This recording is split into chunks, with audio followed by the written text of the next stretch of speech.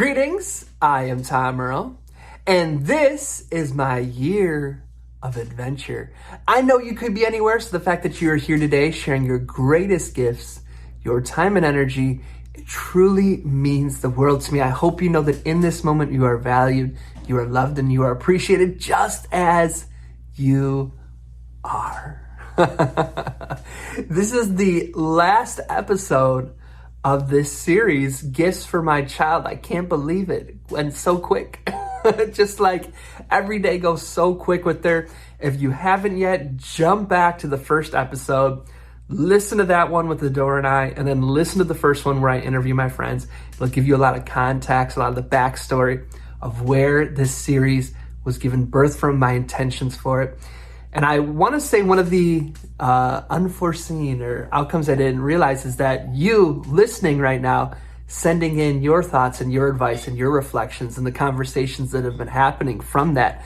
So if you haven't yet, if there's a question I asked somebody where you want to add on to something they said, please send it to me, a voice memo, video, text, send me, a calendar link. Let's book a phone call. I love adding to Jayanma's community and any knowledge I can as her father. So this is crazy saying that. So this has been so amazing. I want to thank you for listening to each one of these episodes. And just for context, I say this every time, these interviews, they were recorded in November and December 2019 and January 2020. So if you're wondering why we're not mentioning current events or COVID or stuff like that, it's because we had no idea it was coming. Okay, so that being said, let me jump out of the way so you can enjoy this last episode of Gifts for My Child. Here we go. Well, hey, Shelby, thank you so much for being a part of this special project for me. Thank you. Yeah, thanks for having me. Of course. So I'd love for you to introduce yourself by sharing your name and what your name means to you. All right. So, hi, baby. My name is Shelby Birch, but people call me Shelby. And my name literally means a barn, right? But over the past years, Shelby is my identity. It means power. It means grace. It means tenacity. And tenacity means that you have a lot of strength. So yeah, my name is really, really powerful to me. I love that. Thank you so much for sharing. So you have gone all over the world pursuing your passion, your vision, your dream. Can you talk a little bit about that? What led you to, really this life of service? First city year, then the Peace Corps. Can you talk a little bit about that? Yeah, so service and helping others, it is very important that you learn how to do that early on. Your mommy and your daddy can give you everything in the world, but the best thing that you could give the world is yourself. And I decided that I wanted to help others because I felt like I had the abilities to do it. And that is why I decided to help others in different states and across the world. So committing yourself or saying that you want to help others is the best thing that you can do for the world. And that is something that I've done and will hope to continue to do. And I hope it's something that you would want to do for your life as well. I appreciate that. Such a good role model right out the gate. Who am I? I'm just here. So personal question, so feel free to say no thanks, Tom. But I know you have wonderful locks. And so I know for our child, we're going to try to, instill in them to love every aspect of themselves. But we know that hair will always be something because of society's messaging that they will be receiving. So do you mind sharing a little bit about your hair journey? Absolutely. So My hair journey, oh my goodness. I've had every hairstyle that you can think of. I've had my hair before all of this hair, this long hair. My hair was short. It was this short. It's been this short. It's been different colors. But when I was young, when I was a little girl, I didn't like my hair at all. I didn't like it. I felt that many people told me that my hair wasn't pretty. And I really believed that for myself. But over time, I started seeing women and people that looked just like me, that had hairstyles just like this. The same people who said that my hair was unpretty, they liked on other people that looked just like this.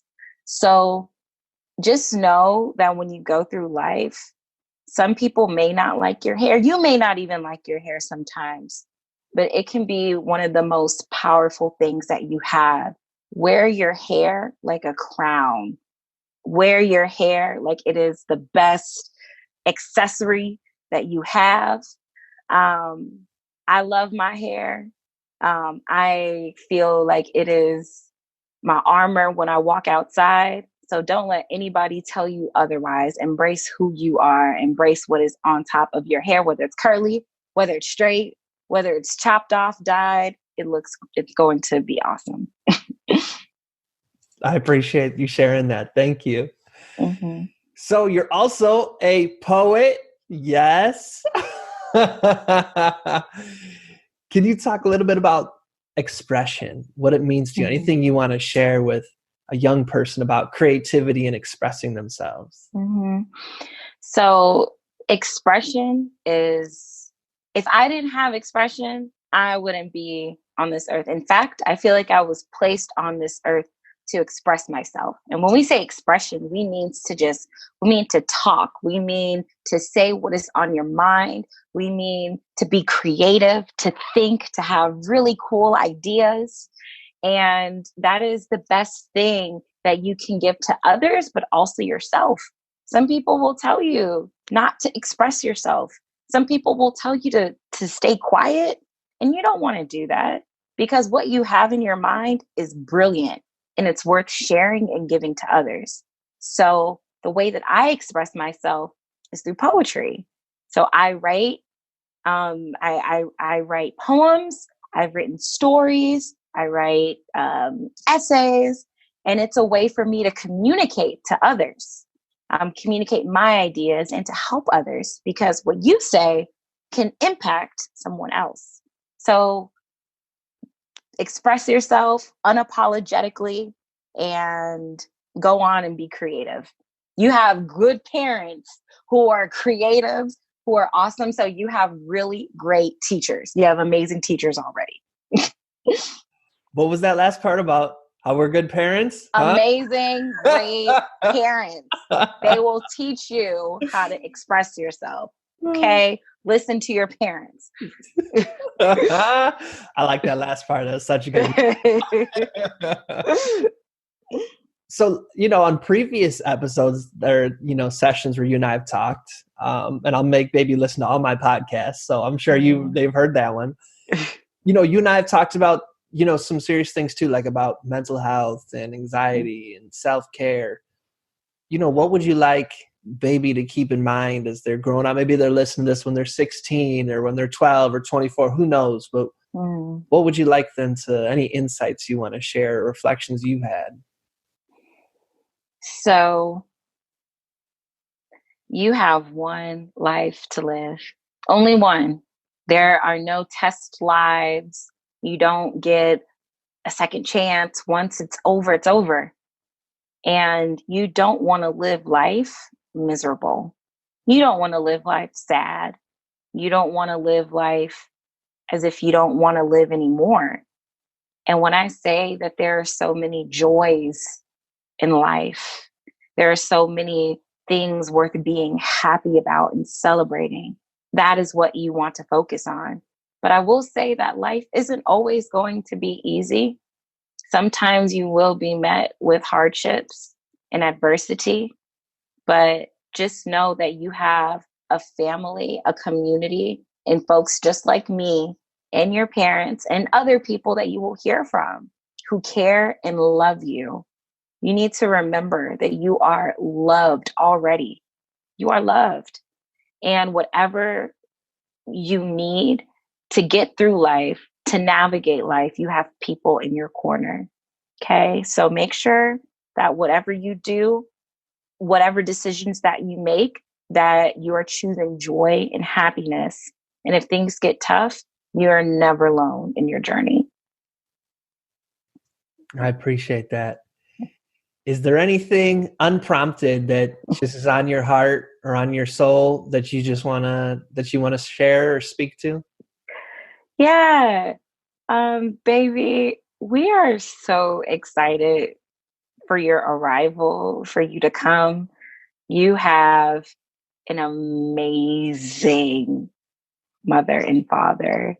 Your parents have been so supportive of me and my journey, and they are fully equipped and capable of raising you to be the amazing individual that you are going to grow up to be. I can't wait to meet you. A whole bunch of people can't wait to meet you. And whether, even if you can't understand me now, maybe you'll play this when you're 30, when you're 17, but just know that there are a lot of powerful people in this world who love you, a lot of powerful people who are invested in you, and you are going to have a beautiful life, a beautiful, beautiful life. So we're excited for you. Well said. That's kind of a trip to think of my child listening to this just about the same age I am right now. Yeah, isn't it? But I would love to have that. I would love to have that. This is so brilliant. This is brilliant. So this one's a prompt for you. Baby, Okay. You can turn to me if you need, whenever you need. If you'd like to talk about, you can turn to me. Oh, baby, if you need to talk about your identity at all, whatever that looks like, you can talk to me about it. You are,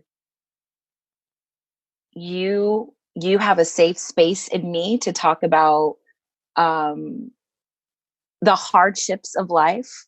You are going to experience the isms of the world. And once I'm not going to tell you what they are, but once you realize what the isms of the world are, you can come talk to me about it. And you can talk to me about hair. You can talk to me about the world. You can talk to me about being a good person. You can talk to me about poetry. You can talk to me about anything. Okay. Or being a bad person, whatever.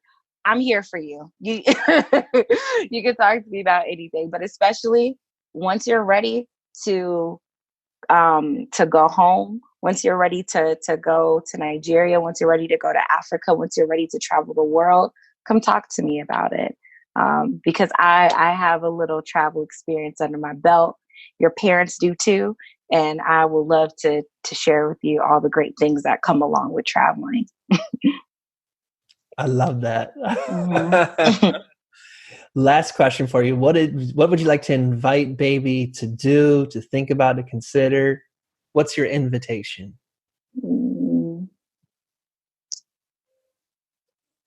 Baby, I want you to consider not just yourself within this world, but the lives of other people. I want you to consider that everything that you do will have some sort of effect on other people. So be careful and be wise in the decisions that you make. But know that every decision should not always be for yourself, that it should be for the betterment of the human condition, for the betterment of all people, for the betterment of Black people, brown people, marginalized groups of people, people who may not have what you have. So always keep that in mind, to not just look at yourself, but to always be a friend, and to show compassion to others. I mean, beautifully said. Thank you so much, Shelby. I can't wait for y'all to meet and hang out and cause some ruckus. Yeah. When is the baby due? When are they Couple coming? weeks. Wow. Oh my gosh. Tom is going to be a dad. I know. Oh my gosh. You're going to be a good dad though. My gosh, you're going to be. Well, we'll catch up. I know you got, I'll ask those questions later, but I can't wait. I'm so excited for you and Adora. Same here. Yeah. Thank you for being a part of our community. We appreciate it so much. Absolutely. Absolutely. Thank you for supporting me and everything. So whatever you need, I'll be here. I appreciate that. Looking forward to catching up soon. Absolutely. Yay. All right. Peace. All right. Bye. Moses, my brother, thank you so much for being a part of this special project. I appreciate it. Yeah, absolutely. Glad to be a part of it, be included. Yeah, definitely. So here's how we start. Could you introduce yourself to my child by sharing your name and what your name means to you? Oh, I love that question. I actually do this quite a bit with the youth that I work with. It's just we write our names down and we talk about it. So I'm glad I get to introduce myself that way. I made this icebreaker up. I'm the only one who does it. So don't. You taught me this here. icebreaker years ago at the museum. And I remember you saying, this is mine. And I made this up. So it was a great invention by you.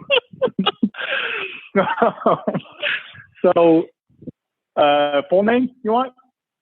Your call. Okay. So I'll share the first and last name. Moses Milo Weir is my full name. Moses was chosen because I'm the youngest of three brothers, and my parents wanted a strong name. They wanted a name that starts with the letter M, and I forget why. And my brothers' names are Weiler and Jasper, so it was not a religious thing necessarily, but they were looking for a strong name, and they actually thought I was going to be a girl. They didn't know until I was born, and they just thought I was going to be a girl, so they settled on the name Ruby. But then I was a boy, and they went a different way. And my mom said the name Moses came to her, and they talked about it, and they loved it, so they went with Moses. The reason I'm skipping my middle name, because I don't know if there's a long story behind it. I think there is, and I forgot it, so that's not interesting. My last name is Weir, W-E-I-R. And I, originally my dad, before they came over, his family's Polish. And so the name before shortened was Wierzbicki, and W-I-E-R-Z-B-I-C-K-I. And my dad was born in Paris, 1940. And so by the time they escaped Nazi ruled Europe and Paris and the surrounding areas, we came through Ellis Island, and they shortened the name from Wierzbicki to Weir. And so that's where we're at now, is Weir. The E and the I switch, so W-E-I-R.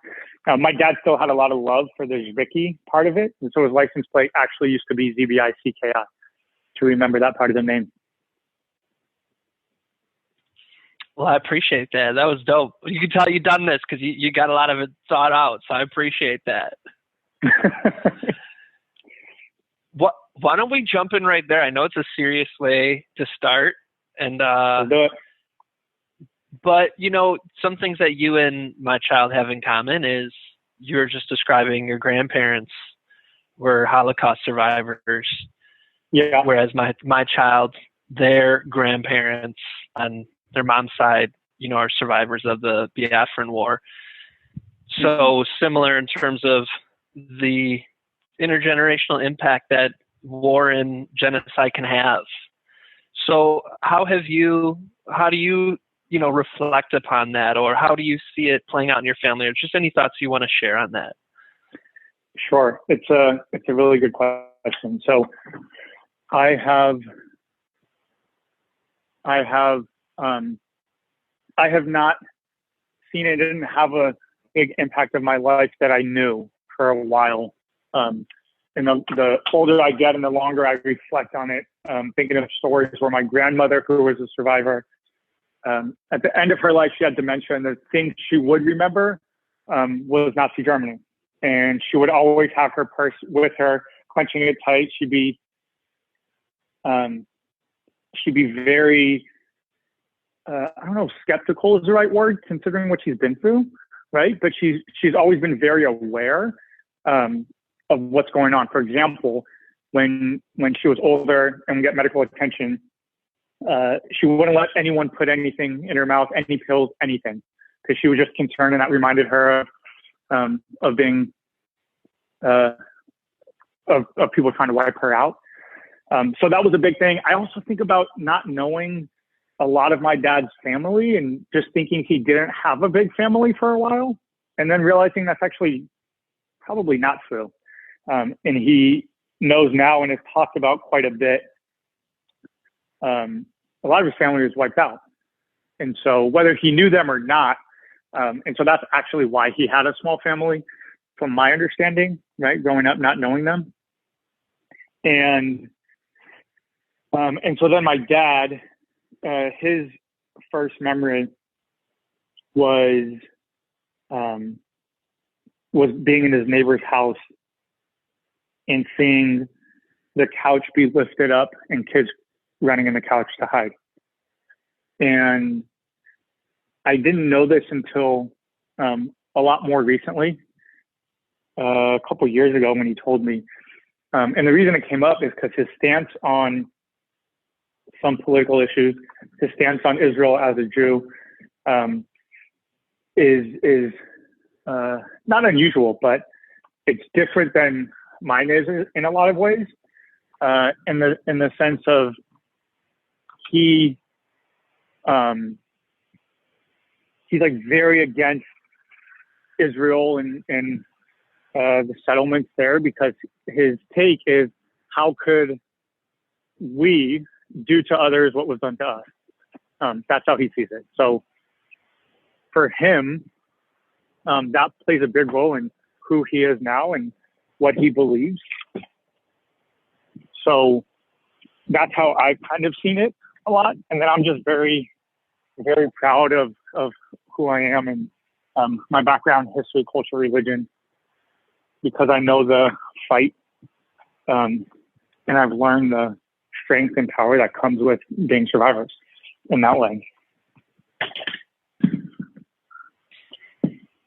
Well, I appreciate that, brother. I think, so much of life and culture and history is passed down in oral tradition. So I appreciate you sharing your families with me and my child. That means a lot. So thank you. Absolutely. Glad I could. So, one thing that comes up for, religious minorities in the United States is this worry that through assimilation, we'll lose our traditions, our culture, our practices, especially with Islamophobia and anti-Semitism. Right now, the year my child's being born in are continually rising. How do you practice your Judaism? How do you reflect upon it? What does it look like in your life? Anything you want to share with my child would be awesome. Yeah, it's really interesting because the history is the history of Judaism was so much more religious than it is today.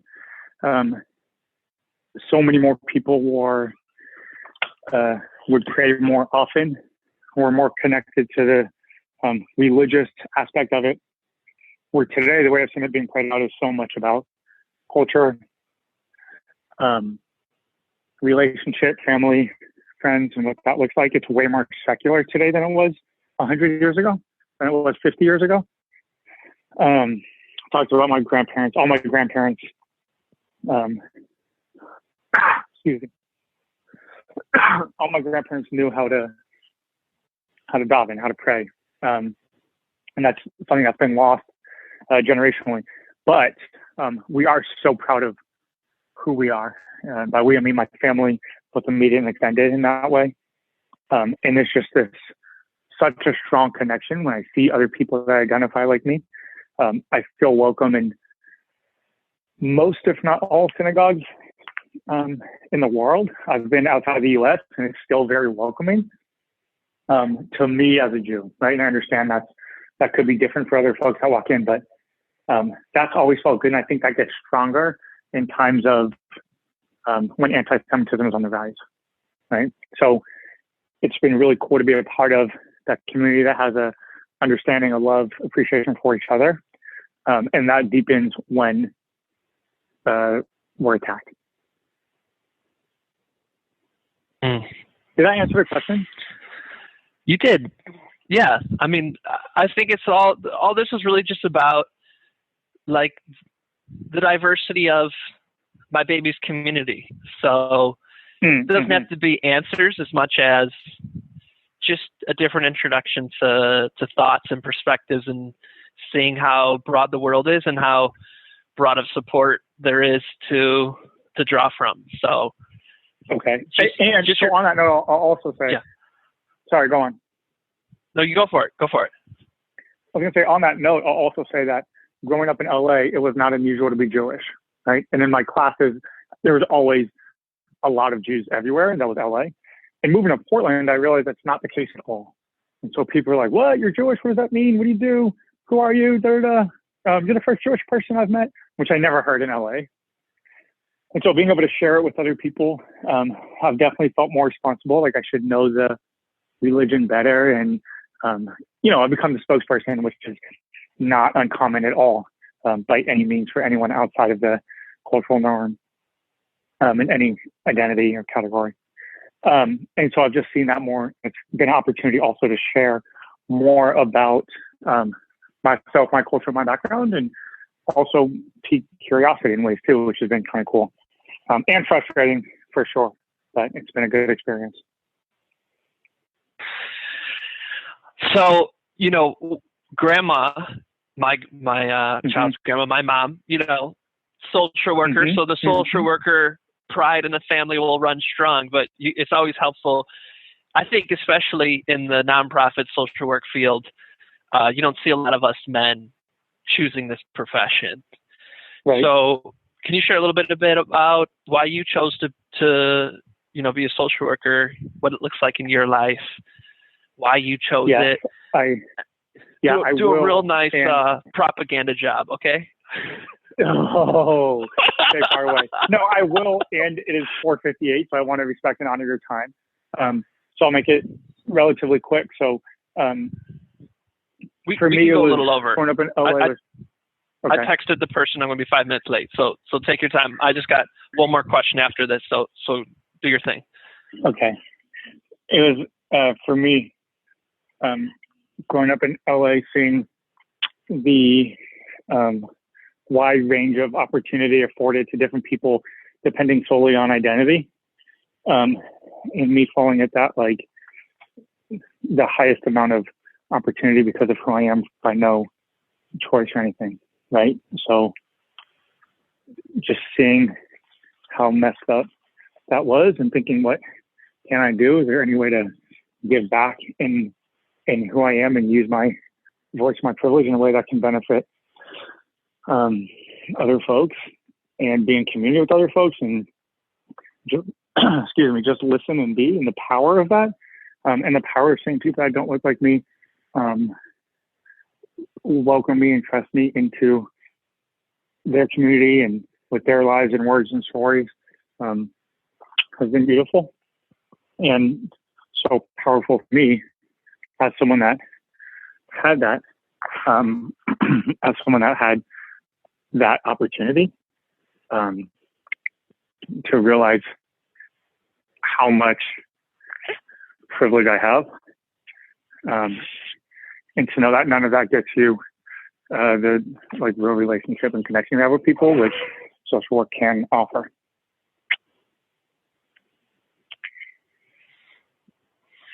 So, is that your baby? You can hear my baby, yeah. Oh, they're gonna be best friends.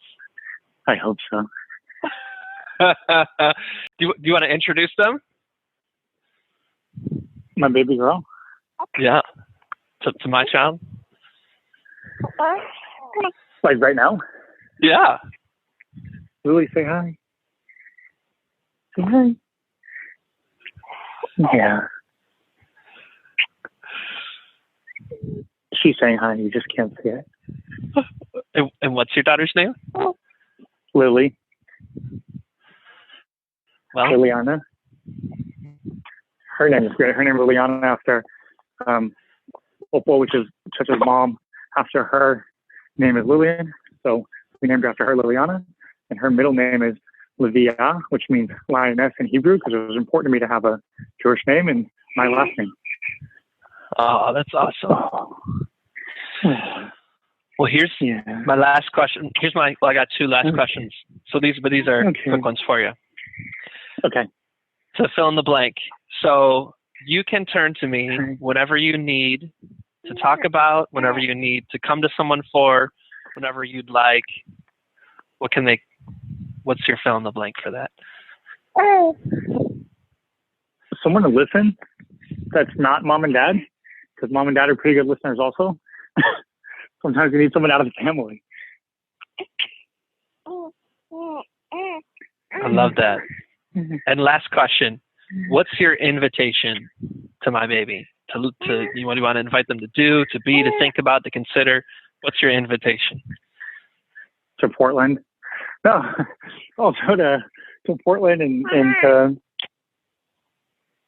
I invite them to think about who they are deeply, because they come from kings and queens. I appreciate you, brother. I can't about that in school. Oh, sorry, I interrupted you. Keep going. No. You're done. Keep going. I look forward to our families getting to hang out and cause some ruckus, eat some good food. Yeah. I look forward to it. Sounds great. All right, brother. Love you. Love you too. Appreciate the call. We'll talk soon. Talk soon. Bye. Krista, I want to thank you so much for being a part of this journal, this living journal that I'm creating for my child. So how I'd like to have people introduce themselves is you could share your full name and what does your name mean to you? My full name is Krista Tyus, and my name means... that's such a good question. What does my name mean to me? My name means clarity, vision, confidence for the future. I love that.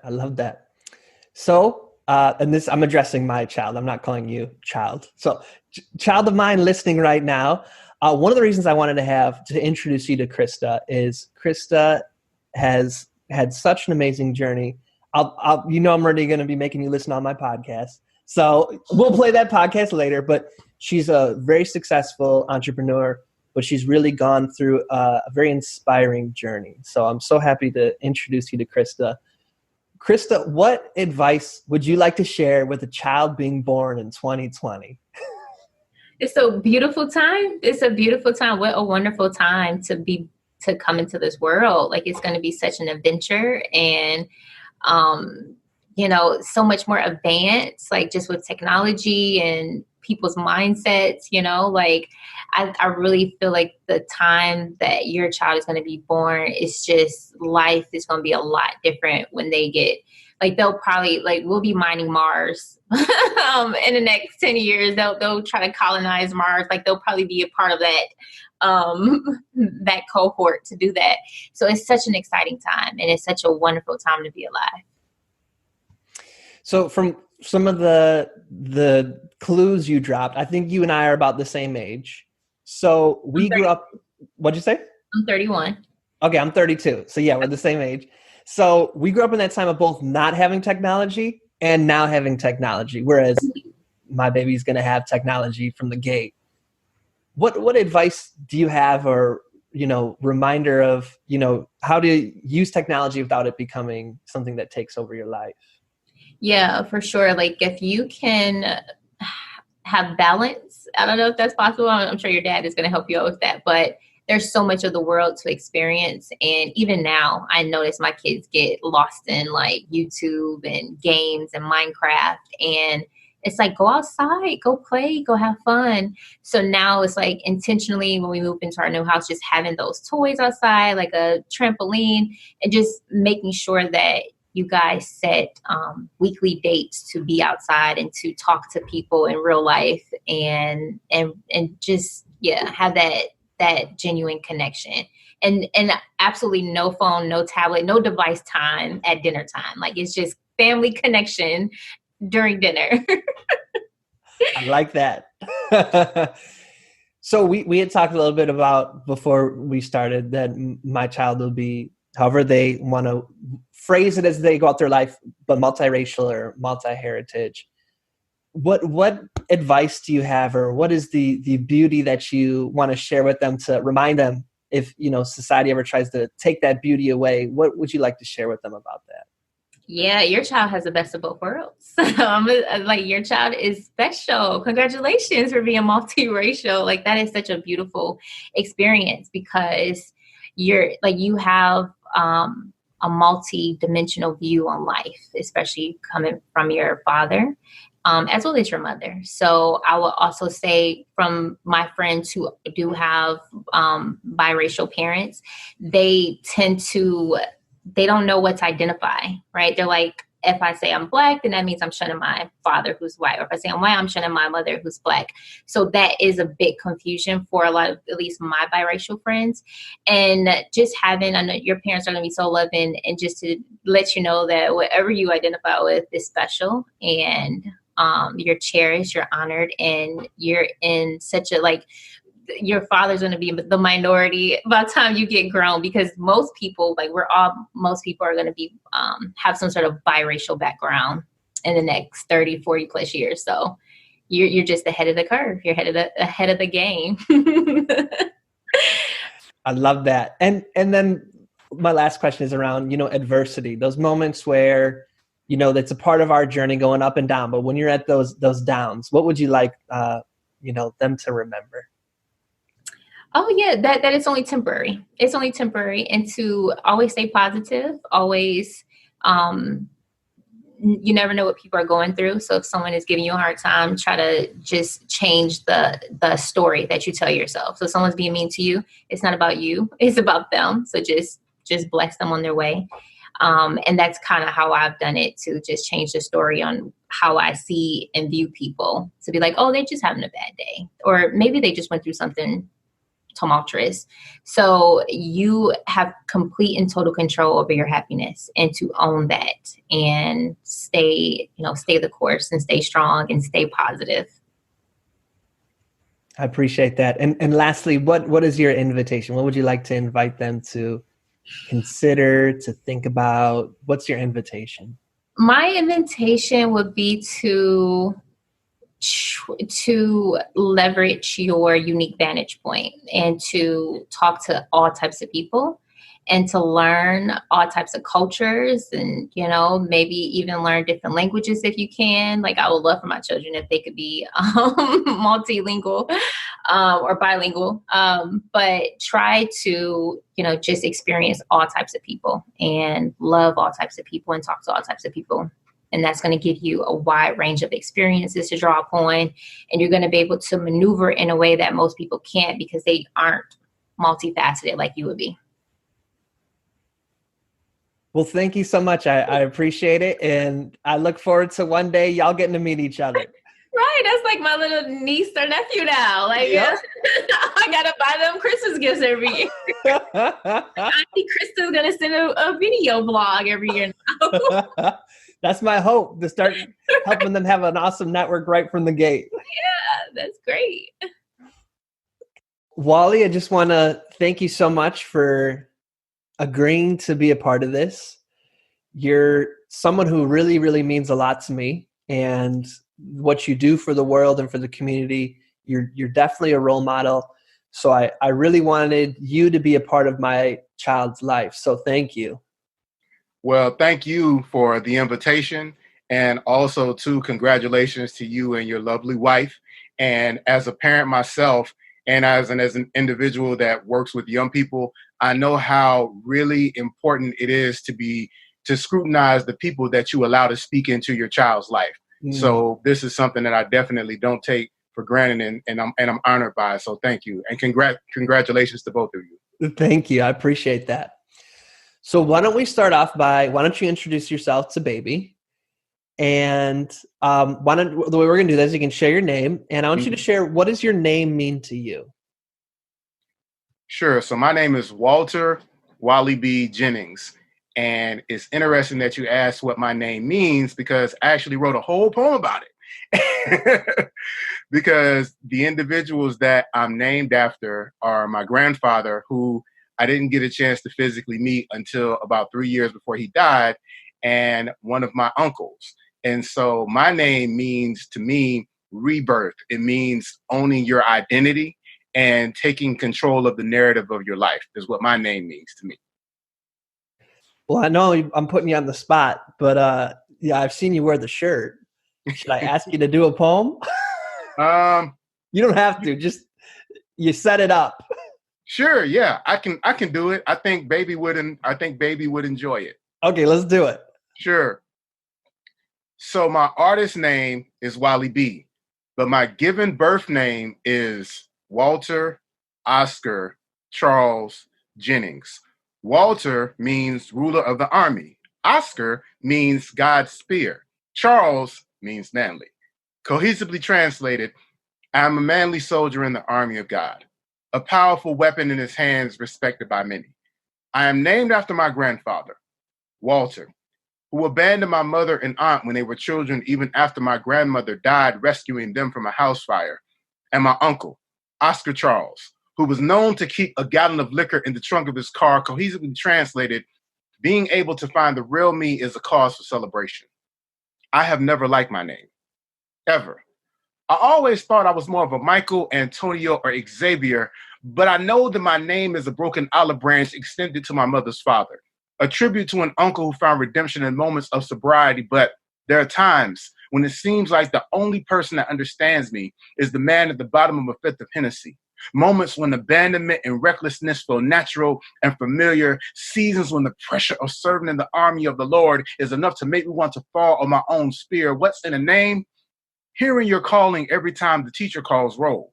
Knowing you were intended to be the answer to broken bottles and promises. My birth certificate might as well have been a draft notice, a subpoena, a mandatory suggestion requesting my ancestors' presence in each breath. But how do I avoid a tainted legacy that was passed down to me as an inheritance? I was inspired to write this poem by one of my students. Now, her name is Psalms, which means song or a poem set to music. And I remember watching her stand on stage, paper shaking, voice cracking, revealing layers of herself, unsure of the magnitude of what she was doing. It was one of the bravest things I had ever seen. And it reminded me of the last 4 years of my life, standing on life's stage, faith shaking, mind on the verge of cracking, revealing layers of myself I had promised to never show anyone else, unsure of the magnitude of what I was doing, but certain that I was carving a path through the rock of my past, forging an identity etched in the redefinition of a narrative. My name is my name, but I refuse to be enslaved to the pain it evokes. The blood-soaked fingerprints woven into my DNA will not stain the fabric of my future, will not tether me to a heritage that is more toxic than tolerant, more acidic than assertive. The moment that I realized that my name was a blank dictionary was the day when everything changed. Because it is not what you are called, but what you answer to. I have 2 daughters, Charmian and Simone, and if either one of them ever has a son, I pray that they don't name them after me. But if they do, I hope that my grandson is able to say, my name is Walter, which means ruler of the army. I am named after my grandfather, who was a God-fearing man that loved his family and served his community. So that alone obligates me to be great for his name's sake. And what we do, baby, after a poem is we snap our fingers like this. Thank you so much, Wally. That was beautiful. Thank you. So our child is going to be raised in both a Muslim and a Christian household, and also a spiritual household. What would you like to share with a young person who's learning about their relationship with God or connecting to God or spirituality. And they have kind of a lot of options, a lot of different role models that they see. Sometimes it might be confusing. There's joys in that. But any kind of words of advice that you might want to share? Sure, absolutely. So the first thing is to know that you are fearfully, wonderfully, and uniquely created. And that particular scripture is found in the Bible, and it's so powerful because it's a reminder when we talk about fearful, most people, when they hear fearful, they think of scared or afraid.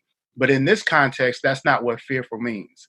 Fearful means that you are respected and reverenced as far as with everything that's inside of you, that so much thought was carefully put into your creation that it's at a level to where you're respected and honored in who you are. Wonderful is all of the great things about you. And all you have to do is look at your parents and all of the good things that are inside of you. A lot of those things come from your parents. And so you're wonderful as far as with all the things inside of you. And then uniquely, which is, to me, is the most important one, because what that means is there is nobody else like you. So with that, making sure that you embrace that and get to know God for yourself. There's going to come a time where you're going to be pulled in different directions and hear a lot of different things, but you're going to be tested and your heart is going to be tugged on. And it's important for you to take the time to get to know who God is for yourself. You're going to be taught a lot of things. You're going to hear a lot of things, but the bottom line is you're going to have to answer to and acknowledge that still small voice that speaks inside and tugs on your heart. And when that happens, don't ignore it. Listen to it. I appreciate that. What about creativity? What would you like to share with my child about creativity and expression? Well, because you were created, you were actually created to create. So because you are not something that was made means that, somebody was just doing something and just happened to, hey, I made this. But no, you're intentional. You being here is not an accident. You're here on purpose and in purpose. So in any and everything that you do, all of us are artists, and so whatever it is that you're interested in, whatever you decide to do, whatever and whoever you become, make sure that you honor the creativity that's inside of you. And again, both of your parents, they're going to model that for you. So use that as an example. And maybe you're not interested in the things that they're interested in, and that's completely okay. But the things that you are interested in, make sure that you honor who you are and that you put forth your best effort in figuring out how to cultivate the creativity that's inside of you. I appreciate that. So we know that our child's going to have a white dad and a black mom, but society is going to perceive them as black. Mm-hmm. What advice would you have or what do you want to share? Any affirmations or reflections for a young person growing up as black in America? So I will admit that especially living in America can be tough as a black person, but you have to, again, one of the things that I really enjoy now is this whole mantra of black girl magic and black boy joy is what I call it.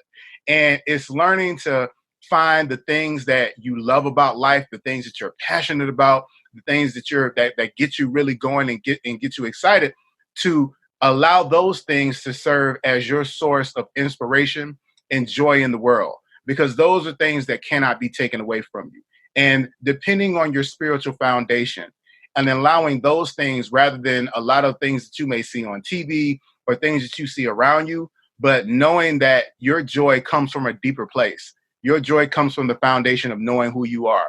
Your joy comes from the foundation of your spirit and knowing that you're at one with your maker. And your joy comes from knowing that you were created to create. And as a black child, that you are infinitely powerful in helping to shape your world and the world around you. I appreciate that, Wally. So this one's a prompt for you. You can turn to me if you need, or you can always turn to me when, or anything to that effect. When can they come to you, or what can they come to you for? You can always come to me when you have a question. This is something that my mother taught me when we had our first child, and it's something that it was hard. And my oldest child just turned 17. And so my mother taught me, she told us, she said, you never stop a child from coming to you when you have questions. And that is something that my wife and I have carried with us. And it's important for you to know that the door is always open. There is no question too hard. There is nothing that I'll ever make you feel bad about wondering about. And there isn't anything that we cannot talk about. So knowing that you don't have to go around and ask other people because there are questions that you feel like you can't come to me about. Any question or anything on your mind, let's figure it out and let's learn together. So any question that you have, you can always come to me.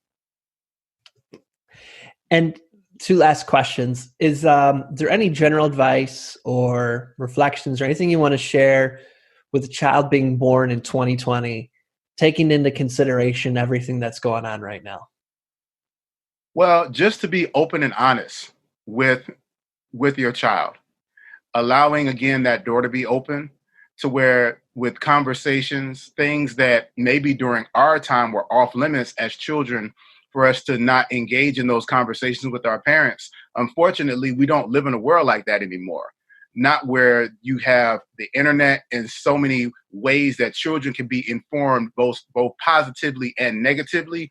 It's important for us as parents to always make ourselves available to have tough and difficult conversations with our children, even when they're about our own family or our own actions. So being able to own our actions, being able to own our behavior, and being able to have tough, honest conversations with your child is something that I really have been thankful to this point that we've learned to cultivate in our family.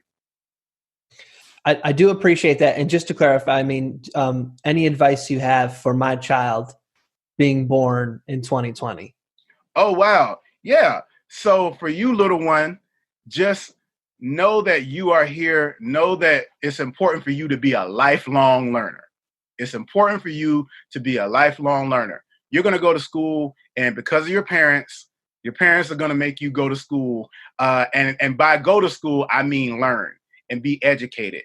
And that school may look different from other children, and that's okay. But know that that is an example of what your life should be like. You should always be a lifelong learner. Your parents are going to model for you that.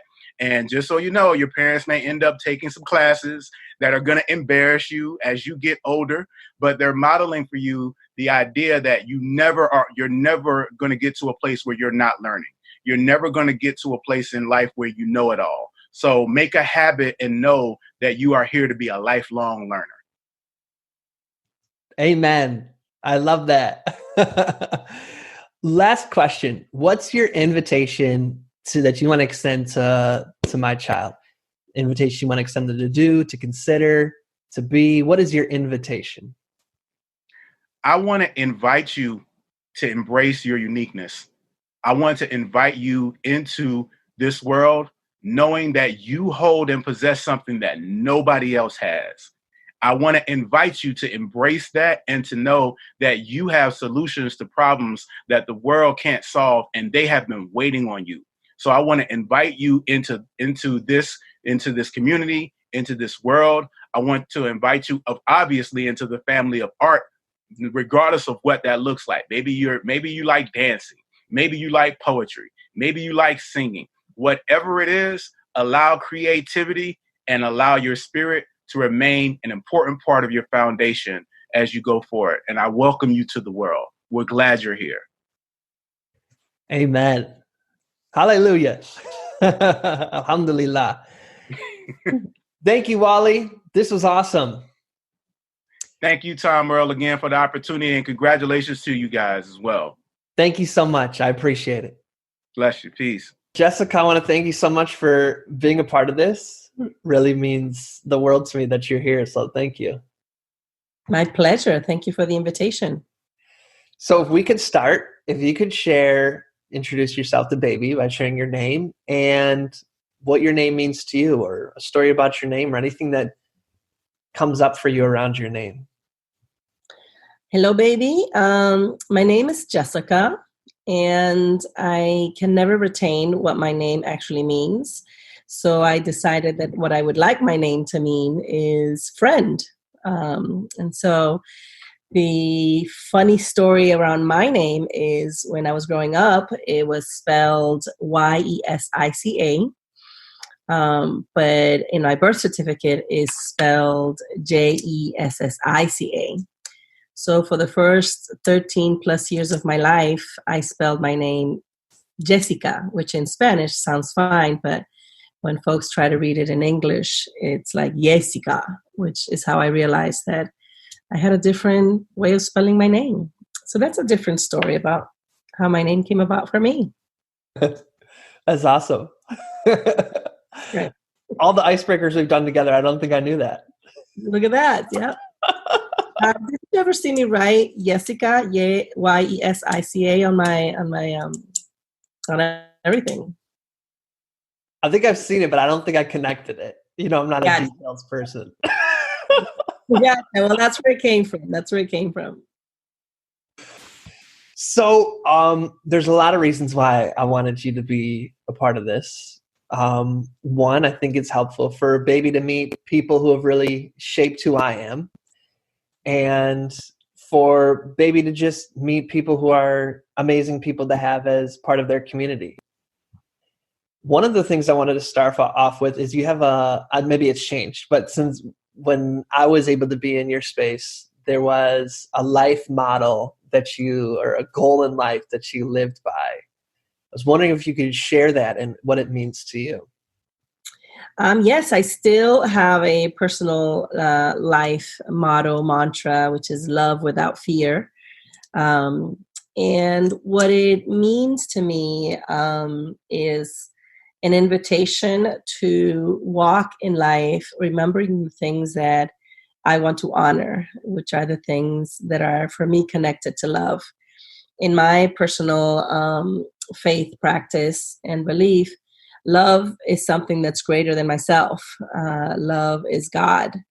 And so when I think about love without fear, I am inviting myself to acknowledge that there's going to be things in my life that cause me to feel afraid or anxious, cause me to pull away.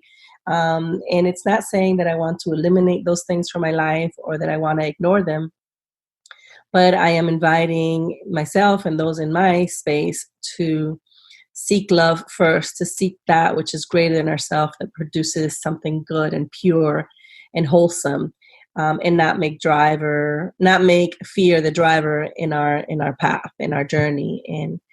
And so to be channeling that, in a lot of the work that I have chosen to do, people are oftentimes afraid of what they don't know. They're probably sometimes knowingly and unknowingly pushing others away because of what that fear does, and we allow it to. And so love without fear invites me or an opportunity to remind ourselves that there's something greater than that. And so for some of us, it might be love. For others, it might be joy, it might be happiness. And the goal is to connect that first, to bring that aspect to the forefront, and not allow the fears and all of the feelings associated with that pie chart to rule our experience and our participation in each other's world.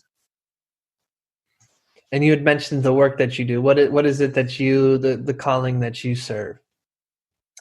My personal vision is to be a positive change agent in my community by cultivating lifelong inclusive leaders, individuals who seek and pursue justice and invite the creation of a space and relationships that are seeking to be whole through this lens of equity and leadership. So that's a little bit of work I do. That's wonderful. You were one of the first people that I really heard the phrase, the power of relationships from. Can you share a little bit about what that means? Yeah. Wow. Well, I believe that relationships are at the fabric of how we make community happen. I think relationships really are a manifestation of what I believe we were created to be a part of. You know, We are all, we're all in relationship to one another, whether we realize it or not.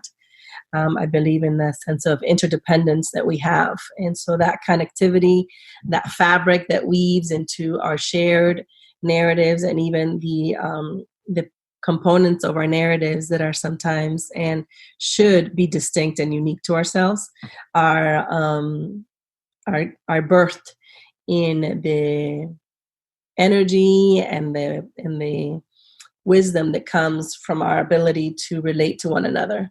And so, so I think there's an incredibly and oftentimes untapped pool of strength, power, wisdom, joy that comes in our ability to see ourselves in one another and or participate in one another's journey. And that's what relationships do.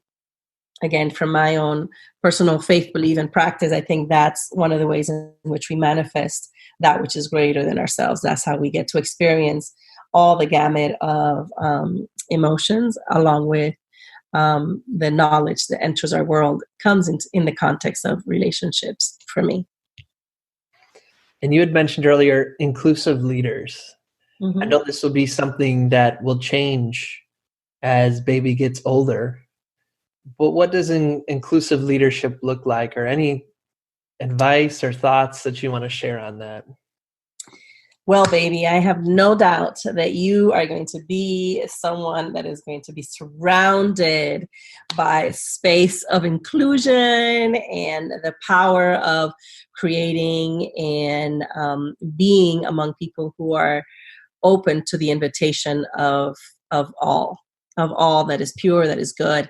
And so when I think about inclusive leadership, I think about someone who is willing to make the invitation, someone who is willing to create spaces and places and opportunities for the humanity around us to participate fully in our world, to do that in a way that feels safe, that feels welcoming, that is full of joy.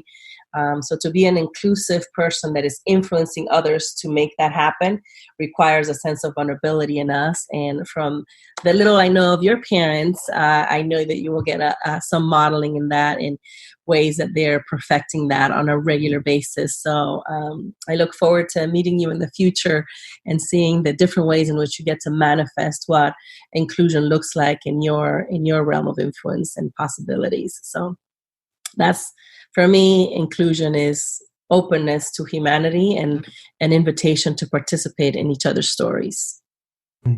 I love that. Is there anything on your heart that you want to share with baby that's an unprompted, just is there, that you want to speak to? Well, baby, I am super excited for what's to come for you. You have amazing humans around you. I can already tell from the ways in which I am connected to the humans in your immediate world that you will get a really rich experience. Some of the ongoing pearls that I hope you get to look at, and those that are around you get to participate in, is the remembering of this genuine regard for each other's humanity and the work that that's going to entail in your life. If in any way I can lift up a prayer for you of courage, of strength, and of that reminder that there's something greater than ourselves constantly around us. And if you keep looking up for it, if you keep looking around for it, it will find you. So don't lose heart. Speak your mind, share your voice, and connect to those around you, because there is power, there's love, and there's strength in this wonderful experience called community and relationships. So, love without fear. Seas bendecida, bendecido, and may you continue to grow in love. I mean, thank you for that. Do you want to share any embarrassing or stories of young Tom Morelle that baby might appreciate having in their back pocket? Well, baby, I love to share many, but one that always comes to mind, and I'm sure you'll hear, at least from the world, in my world, is how, what's the term you're using to describe yourself? Are you going by dad, pops, do you know, or are you letting baby define that? We can go with dad for now. Dad for now? Okay, great. In part of my practice, I've been engaging with a lot of folks who just self-define that differently, and they don't always use the same labels. So Dad Tom here, when I met Dad, was very much continues to be a very loving person. But the story that comes to mind that I want to share with you is when Dad used to have only eat fruit, right? Has anybody shared this story yet? Our watermelon story? No. Okay, great. Well, so Dad loved eating fruits. Dad got all Dad's sustenance from fruits.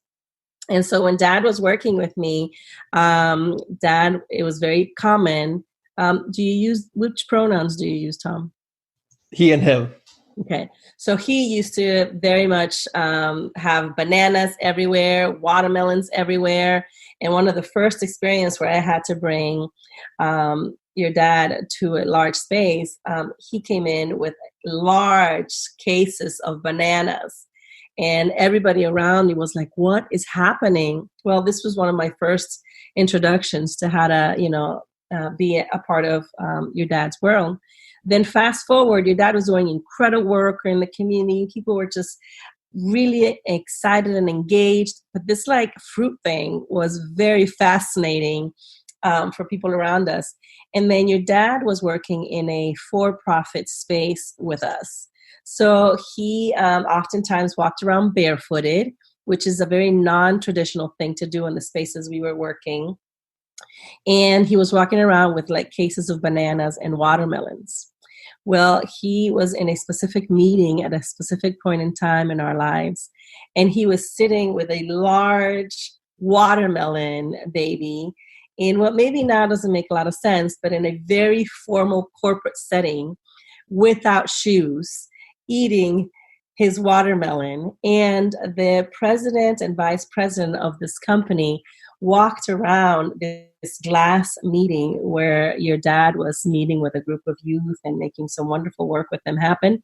And this is what other folks who were not a part of our very inclusive world got to see.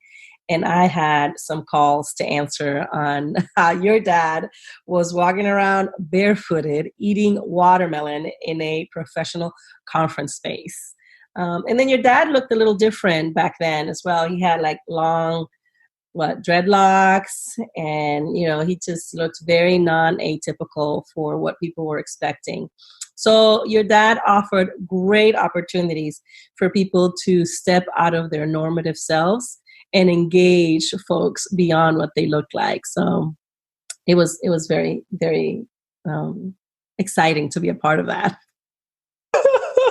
Watermelon, banana eating Tom comes up often when I visit Tampa. I do share that stories as one of the most embarrassing but most growing stories. It's oh, I need to have some self-awareness. Yes, it was good. I think it was great. That, along with the smell that came with all the bananas that were always around you, was something that I would always have to manage when people did not feel comfortable coming to you directly. So it was growing for me as well. So thank you. Thank you. I appreciate it. This one's a prompt for you. Baby, you can come to me if you ever need. The possibilities. Baby, you can come to me if you ever need to just do nothing. To just sit in a space where you let your own thoughts percolate, or you want mirroring on what is happening with your thoughts. I'm very good at that. I welcome you coming to me. I kind of feel like you'll have so much of this already, but I welcome you coming to me at any point in time that you want to have any conversations about the large questions in life. Who are we? Where are we from? Where are we going? How do we make our world better? I love having those conversations and welcome those.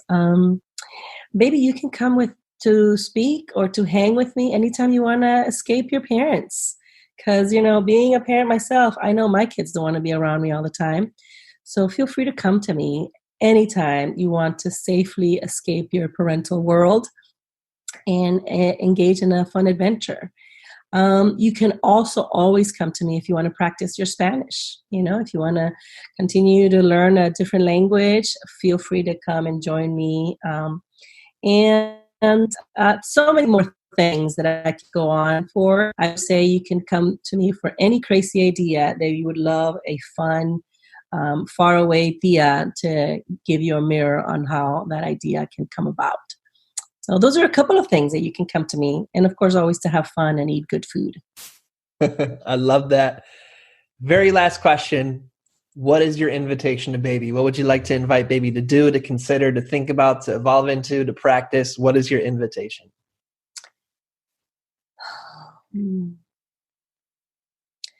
Well, of course, my invitation is going to say to love without fear. And to start there.